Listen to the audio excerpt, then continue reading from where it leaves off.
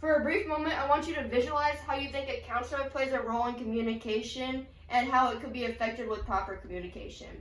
What type of communication do you think counseling uses? Counseling has shown to improve individuals with assistance in personal social development and career development. According to Morse.org, counseling with others in a small group have shown to help many individuals become more successful and have the outcome they desire. Counseling is very beneficial as it provides many different types of communication, such as nonverbal and verbal communication. I'm going to talk about 3 things today: how counseling is effective, how counseling plays a role in different types of communication, and how to persuade others to seek counseling as a very effective in improving communication. To start off, let's talk about the purpose of counseling and what type of communication is used. Counseling is used every day to help individuals improve communication with others and themselves. Counseling uses a variety of methods to bring successful outcomes to individuals while using nonverbal and verbal communication. Additionally, as shown by proven evidence from Rivery.edu, that small group communications in counseling have shown to have the best results. Sharing with peers of similar ages about problems can help with brainstorming effective ways to conquer a barrier and help development of effective communications.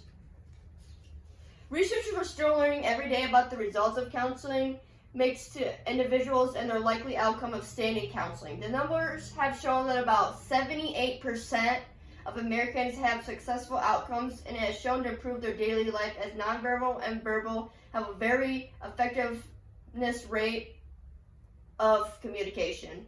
Nonverbal and verbal are key points of having effective communication in counseling. However, many other methods such as listening, acceptance, understanding, and reflecting are main points of having a successful communication as well. Counseling's goal is to target different communication based on the conflicts that differ in each individual to meet their correct plan. Now that we talked about what targets success in counseling, let's go in depth where methods are useful. Counseling is not just a counselor in a small group using different communication methods. It's as an individual in a small group you can as well. Communications such as verbal and nonverbal, written and visual communications are the best in counseling. Research has shown that finding the correct communication method to express oneself is very useful. When a counselor gets to know a small group or an individual, they'll find the best communication to apply it to the individual as well as a small group altogether. Now that we talked about how counseling is effective, I'm going to discuss how counseling plays a role in different types of communication. Counseling uses many methods and different types of communication to target barriers. Nonverbal helps with expressing oneself any type of gesture without actually talking.